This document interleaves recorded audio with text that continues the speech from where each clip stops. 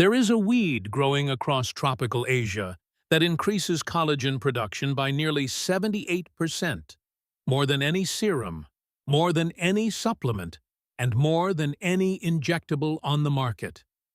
It spreads so aggressively that a single cutting creates a permanent supply in just 5 days. Indian healers have documented its benefits for 2,000 years, and yet Western dermatology ignored it for a century. The collagen industry generates over $10 billion annually selling you peptides and powders. Meanwhile, this plant grows wild in drainage ditches. By the end of this video, you will know exactly how to grow this plant on your windowsill, extract its active compounds at home, and never purchase another collagen product again. Walk into any restaurant in Colombo tonight and watch the table next to you. They will be eating a fresh salad of finely chopped green leaves mixed with chili and coconut. This is not spinach. This is not lettuce. This is Gotu Kola, and it is one of Sri Lanka's most beloved dishes. They call it Gotu Kola Sambol. In Thailand, street vendors sell a bright green juice from morning until night. Tourists assume it is some kind of spinach smoothie. It is not. It is bai bua bok, made from the same plant consumed for energy, clarity, and skin that glows. In India, they call it manduka parni. Traditional Ayurvedic practitioners have prescribed it for 40 years for different conditions, including wound healing, skin inflammation, mental clarity, and nervous disorders. The documentation fills thousands of pages in texts that Western researchers never translated. Here is the first clue that something went wrong. You know aloe vera. You know turmeric. You know green tea and vitamin C serum. These ingredients sit in every Western skincare aisle. But Gotu Kola, used by more people for skin health than all those ingredients combined, barely exists in Western consciousness. Most Americans have never heard the name. The problem begins with fragmentation. Sri Lankans call it Gotu Kola. Indians call it Brahmi or Manduka Parni. The Chinese call it Jichui Kao. Thai speakers call it Bai Bua Bok. Botanists call it Centella Asiatica. Western databases call it Asiatic pennywort or tiger grass. 6 names for one plant. No unified identity in English. When a plant has no consistent name, it has no consistent presence in research databases, skincare formulations, or marketing campaigns. The fragmentation was not intentional, but the result was erasure. Compare this to collagen peptides. It is the same molecule regardless of source, the same name in every language, and the same branding across every product. Everyone knows collagen. It appears in every beauty store and pharmacy. Gotu Kola never received this unification. It remained foreign in each separate encounter, never familiar, never integrated, and never understood. The ancient record tells a different story. In India, around 300 CE, scholars compiled a text called the Sushruta Samhita. This is one of the oldest surviving medical encyclopedias in human history. Gotu Kola appears prominently in its pages. The text describes using the leaves for wound healing and skin conditions.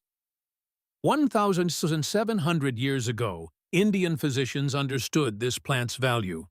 Another classical text called the Charaka Samhita classified Gotu Kola as a Medhya Rasayana. This is a designation reserved for herbs considered rejuvenating for the mind and body. Within Ayurveda, this classification represents the highest tier of healing plants. It was the equivalent of a 5-star rating in modern terms.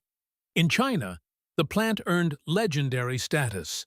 Legends speak of a healer named Li Qing Yuan, who reportedly lived 256 years by drinking tea brewed from Gotu Kola and other herbs. Whether the legend is true matters less than what it reveals. The Chinese considered this plant so powerful, they associated it with immortality itself. Gotu Kola appears in the Shenong Herbal, a pharmacological text compiled in China over 2,000 years ago. The plant has distinctive round leaves. Ancient healers noticed these leaves looked like the shape of a human brain. This observation aligned with the doctrine of signatures, an ancient belief that herbs resemble the body parts they are meant to heal. Indian practitioners taught that Gotu Kola develops the crown chakra, the energy center at the top of the head.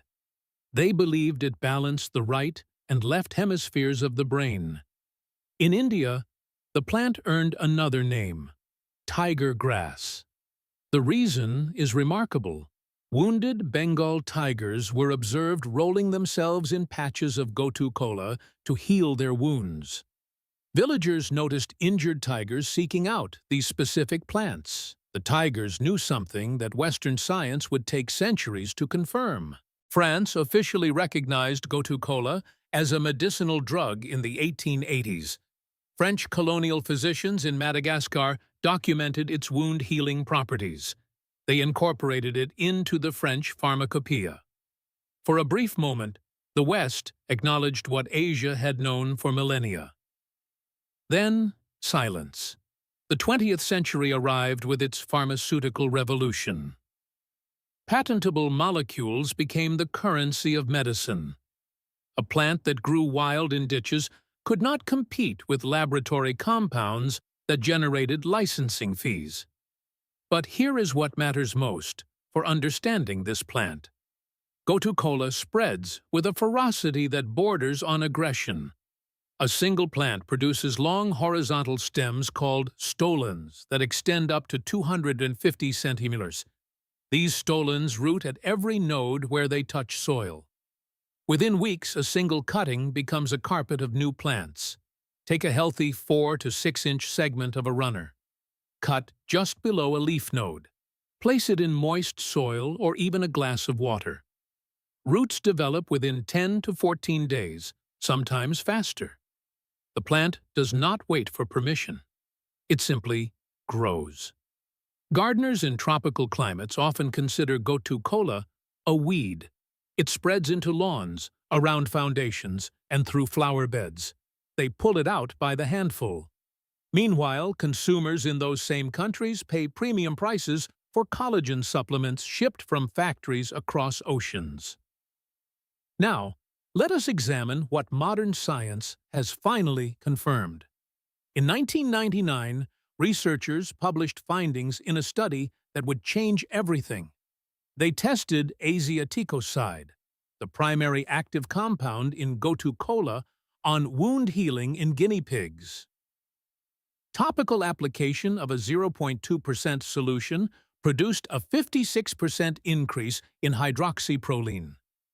Hydroxyproline is a direct marker of collagen synthesis. The same treatment produced a 57% increase in tensile strength. The wounds healed faster. They healed stronger. The collagen content increased measurably. This was not folklore. This was laboratory science published in peer-reviewed literature. In 2020, Indonesian researchers published even more dramatic findings. They tested a cream containing 10% Gotu Kola extract on human subjects. After 4 weeks of application, collagen levels increased by an average of 77.89%, nearly 80% more collagen from a plant that grows like a weed. The active compounds responsible for these effects have been identified precisely: Asiaticoside, Medicassicoside, Asiatic acid, and Madecassic acid. These molecules belong to a class called triterpenoids. They work by stimulating fibroblasts, the cells responsible for producing collagen in your skin. The stimulation is not subtle, it is dramatic and measurable. Research published in 2024 in the journal Pharmaceutics confirmed the mechanism. Gotu Kola extracts enhance collagen synthesis through multiple pathways. They increase type 1 collagen production. Type 1 collagen is the most abundant form in human skin, tendons, and bone tissue. The same research documented anti-inflammatory effects and antioxidant protection. Studies using human dermal fibroblasts showed that both water-based and alcohol-based extracts of Gotu Kola increase type 1 collagen and fibronectin synthesis. Fibronectin is another critical protein for skin structure and wound healing. The effects were consistent across multiple research methodologies. The compound Asiaticoside at concentrations of 30 micrograms per milliliter induces genes associated with skin cell proliferation. It promotes skin cell migration, attachment, and growth. These are precisely the processes that slow down as we age. These are precisely the processes that the collagen industry claims to address with expensive supplements. Clinical trials on human patients have confirmed what laboratory studies suggested. In one trial, 170 patients with diabetic wounds received oral capsules containing 50 milliliters of Asiaticoside 3 times daily. Compared to the control group, the treatment group showed significant increases in wound contraction at every time point measured. The treatment also suppressed scarring. Diabetic wounds are notoriously difficult to heal. The impaired circulation and metabolic dysfunction of diabetes create wounds that linger for months or years. Standard treatments often fail, yet a compound from a plant growing wild in Asian ditches accelerated healing measurably. Another study tested a Gotu Kola hydrogel formulation against commercial wound healing products. The hydrogel enhanced wound healing 15% faster than the commercial cream. It healed wounds more than 40% faster than untreated controls. 40% faster from a plant extract. The applications extend beyond wound healing. Asiaticoside has been shown to prevent the formation of keloids and hypertrophic scars. These are the raised, discolored scars that form when collagen production goes into overdrive during healing. The compound works by increasing the activity of immature collagen and myofibroblasts in a controlled manner. A placebo-controlled study tested a compound cream containing Gotu Kola extract on pregnant women at risk of stretch marks. Fewer women in the treatment group developed stretch marks compared to the placebo. The mechanism involved stimulating maturation of scar tissue through production of type 1 collagen in a controlled manner. Korean researchers have taken particular interest in Gotu Kola over the past decade. Seoul National University published multiple studies examining the molecular pathways activated by the plant's triterpenoids. They discovered that asiatic acid specifically upregulates transforming growth factor beta, a signaling protein essential for collagen deposition. This finding explained why the plant works so effectively on aging skin. The same signaling pathway that declines with age is precisely what Gotu Kola activates. In 2022, a team at Chulalongkorn University in Bangkok conducted a randomized double-blind trial on 60 women aged 40 to 60. Half received a serum containing 5% Centella Asiatica extract. Half received a placebo serum. After 8 weeks, the treatment group showed measurable improvements in skin elasticity, hydration, and wrinkle depth. The researchers used sophisticated imaging equipment to document the changes. The before and after photographs showed visible differences that even untrained observers could identify. Japanese cosmetic scientists at Shiseido Laboratories have quietly incorporated Centella Asiatica into premium product lines for years. They call it Tika, derived from the botanical name cicatrix, meaning scar. The Korean beauty industry followed suit. Walk through any cosmetics district in Seoul today, and you will see Cica creams, Cica serums, and Psycha masks on every shelf. The Asian beauty market recognized what Western markets missed. They simply gave it a catchier name. This pattern requires explanation. Every benefit that Gotu Kola provides threatens an existing industry. Consider the scale of what is at stake. The global collagen market was valued at over $10 billion in 2024. Industry projections estimate it will reach $26 billion by 2033. That represents annual growth of 11%. Every year, more consumers purchase collagen supplements, collagen drinks, and collagen creams. The collagen supplement market specifically reached nearly $6 billion in 2024. Analysts project it will exceed $13 billion by 2034. These are not small numbers. These are industries employing thousands of people, generating billions in shareholder value, and funding research that supports their products. Now, consider the economics of collagen production. The industry relies on complex extraction processes. Animal hides, fish scales, and bone matrices must be processed through multi-step hydrolysis. Purification requires specialized equipment. Quality control demands laboratory testing. Cold chain shipping prevents degradation. Every step adds cost. Every step creates barriers to entry. A farmer with a backyard garden cannot compete with this infrastructure, or so the industry believed.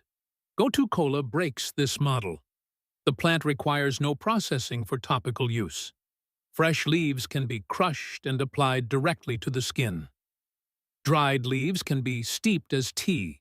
Simple water or alcohol extractions concentrate the active compounds. No factory required. No patents are possible on crushing a leaf. The research funding tells the story clearly. Search PubMed for collagen supplements, and you will find thousands of studies, many funded by industry. Companies sponsor trials that support their products. Positive results generate marketing claims. Marketing claims drive sales. Sales fund more research. The cycle perpetuates itself. Search PubMed for Centella Asiatica collagen. The numbers are smaller. The funding comes primarily from university research grants in India, Korea, and Thailand. Government institutions in Asia fund these studies. Western industry money flows elsewhere. One comprehensive review published in the Indian Journal of Pharmaceutical Sciences noted this explicitly. Despite extensive studies over decades on the active components and mechanisms, the research outcome remains unsatisfactory. More scientific data are needed to justify the plant's increasing use.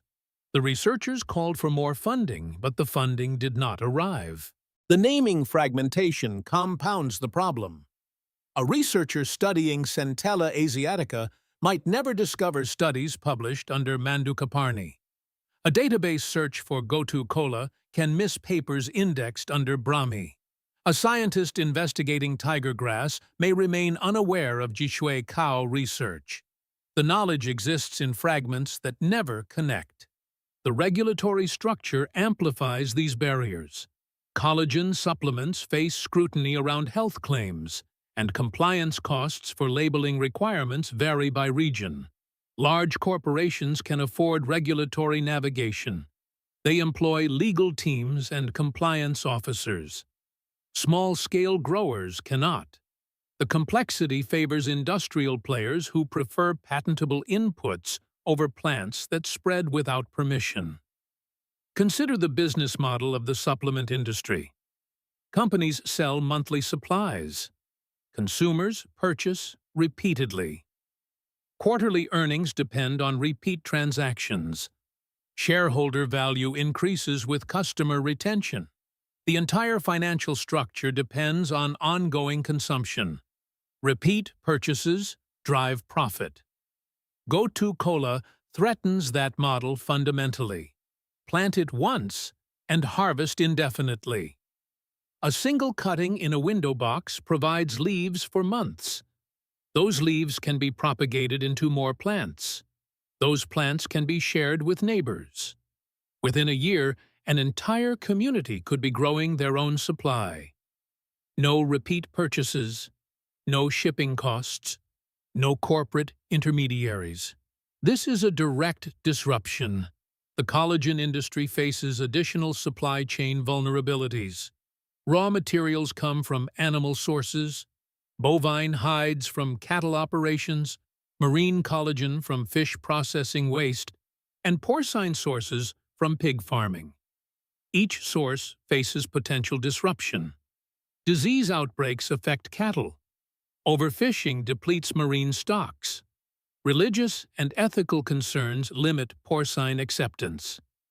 These vulnerabilities are real. Gotu Kola faces none of these vulnerabilities. The plant grows in tropical and subtropical climates worldwide. It requires no animal inputs. It propagates from cuttings without seed purchases. It tolerates poor soil and partial shade. It adapts to local conditions with minimal intervention. None of the usual supply shocks apply. This is not conspiracy.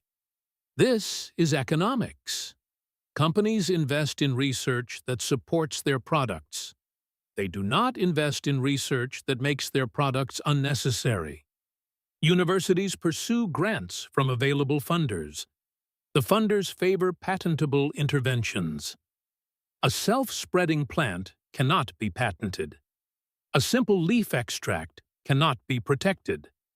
The funding flows elsewhere. The research follows the funding. The knowledge gaps persist, but the plant waited. It always waited. Gotu Kola has grown across Asia for millennia.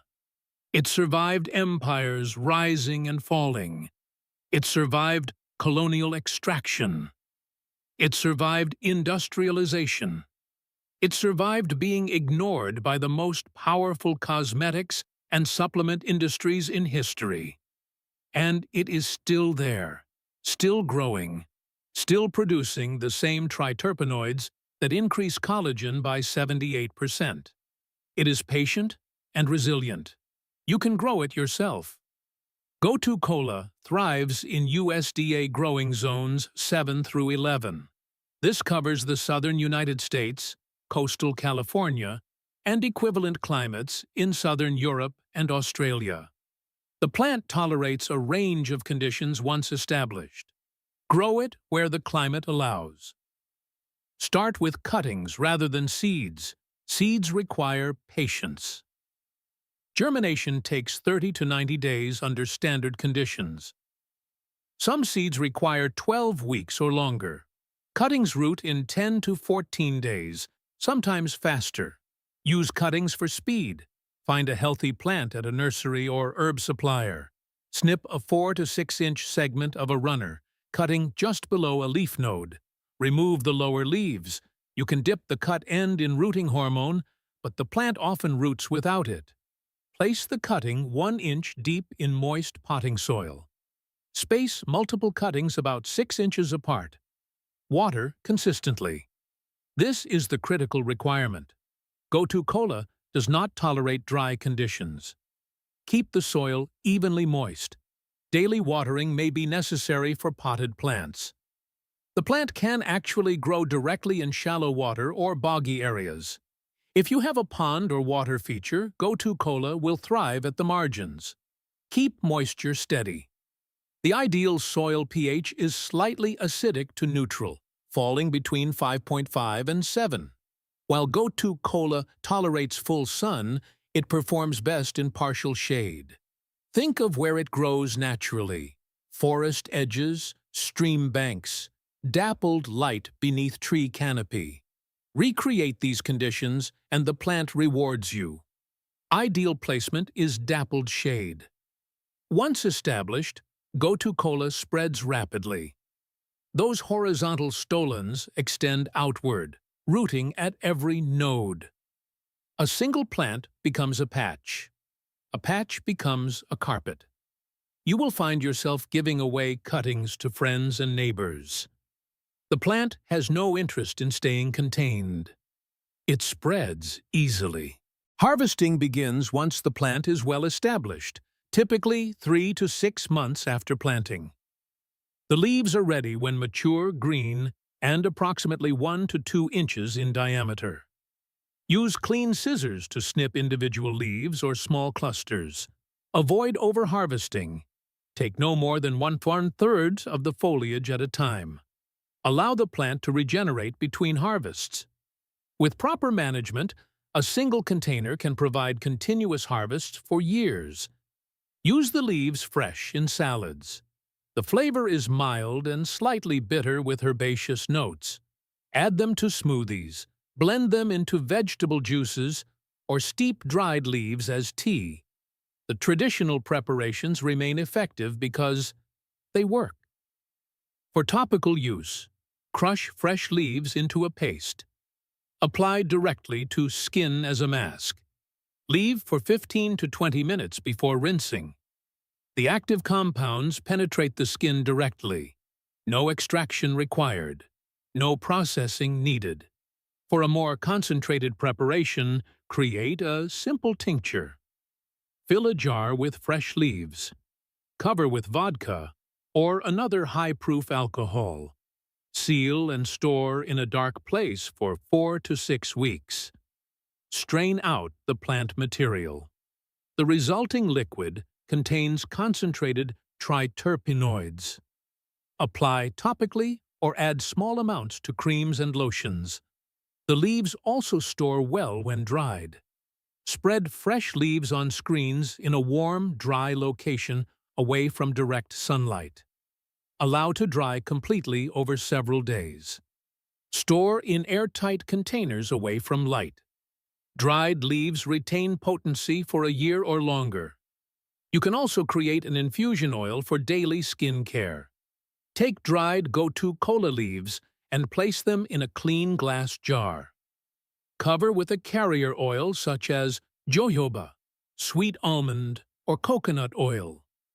The ratio should be approximately 1 part dried leaves to 4 parts oil.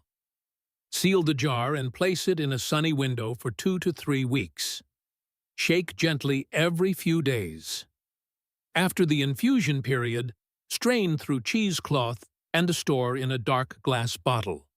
This oil can be applied directly to the face and body before bed. The triterpenoids absorb slowly through the night, while your skin regenerates. For those living in colder climates where outdoor cultivation is impossible, indoor growing offers a reliable alternative. Use a wide, shallow container rather than a deep pot. Gotu Kola spreads horizontally rather than growing deep roots. A window box or seed tray works perfectly. Place near a bright window, but out of direct afternoon sun. Supplement with a grow light during winter months when daylight hours shrink. Humidity matters for indoor plants. Dry indoor air during heating season can stress the leaves. Place a tray of pebbles and water beneath the pot to increase local humidity. Mist the leaves regularly. Group multiple plants together to create a microclimate of higher moisture. Watch for yellowing leaves. This typically indicates either overwatering or underwatering. Check the soil moisture before adding water. The surface can dry slightly between waterings, but the soil should remain moist at root level. Drainage holes are essential. Standing water causes root rot quickly. Fertilize lightly during the growing season. A balanced liquid fertilizer diluted to half strength works well. Apply every 2 to 4 weeks from spring through fall. Reduce feeding during winter when growth slows naturally. Propagation becomes almost automatic once the plant establishes. New runners extend beyond the pot edges. They dangle searching for soil. Simply place a second pot nearby. Guide the runner onto the new soil surface. Pin it down gently with a small stone or bent wire. Roots develop within days. Once established, sever the connection to the mother plant. You now have two independent plants from one original cutting. The mathematics of this propagation deserve attention. Start with one plant in January. By March, that plant has produced 3 rooted runners. Each of those runners can be separated, and now you have 4 plants. By June, those 4 plants have each produced 3 more runners, and now you have 16 plants. By September, 64 plants. By the end of 1 year, a single cutting can theoretically produce over 200 individual plants, each one producing leaves, each one synthesizing the same triterpenoids, each one capable of further propagation. Compare this to the collagen supplement model. One bottle lasts 30 days. One bottle costs between $20 and $60 depending on brand and quality. 12 bottles per year cost $240 to $720 annually. Every year, forever. The expense never ends because the supply never becomes self-sustaining. Gotu Kola inverts this equation entirely. One plant costs $5 to $15 at a nursery. One plant becomes 200 plants within a year. 200 plants provide more leaves than a single household could ever consume. The excess can be dried and stored. The excess can be shared with family and friends. The excess can even be sold at farmers' markets to offset the initial investment. This is the economics that the supplement industry does not want you to understand. They profit from scarcity. They profit from complexity. They profit from your belief that collagen must come from a factory. Gotu Kola proves otherwise. Every time a stolon roots at a new node, the economics shift further in your favor.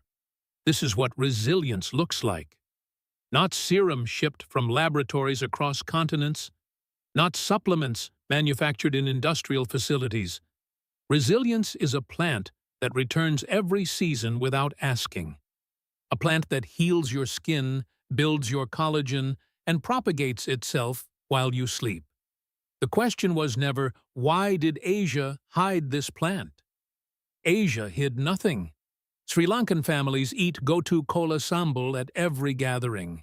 Thai street vendors sell the juice openly on every corner. Indian Ayurvedic practitioners recommend it to patients daily.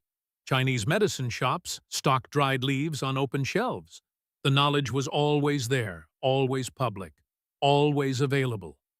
The question is, why Western systems failed to notice? Why billions were spent on collagen supplements while a backyard plant could replace them? Why 78% collagen increases remained unknown to populations spending premium prices for 5% improvements?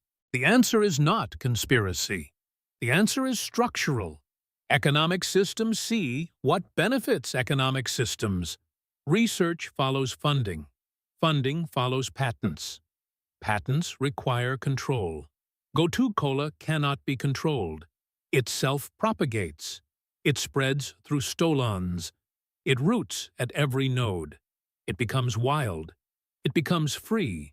What cannot be owned cannot be sold. What cannot be sold cannot be marketed. What cannot be marketed does not enter consciousness. 3 generations of Western consumers grew up without ever hearing the word Gotu Kola. Not because anyone hid it, but because no one profited from revealing it. But you know now. You know that the highest collagen-stimulating plant exists. You know that it spreads from cuttings in days. You know that hundreds of millions of people consume it weekly.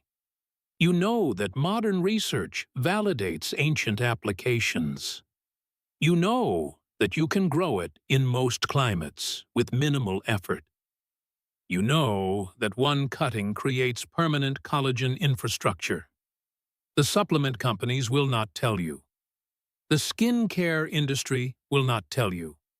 The dermatology establishment will not prioritize plants over procedures. The information threatens too many revenue streams. But the plant does not care about revenue streams. It cares about spreading. It cares about rooting at every node. It cares about establishing itself wherever moisture and warmth permit.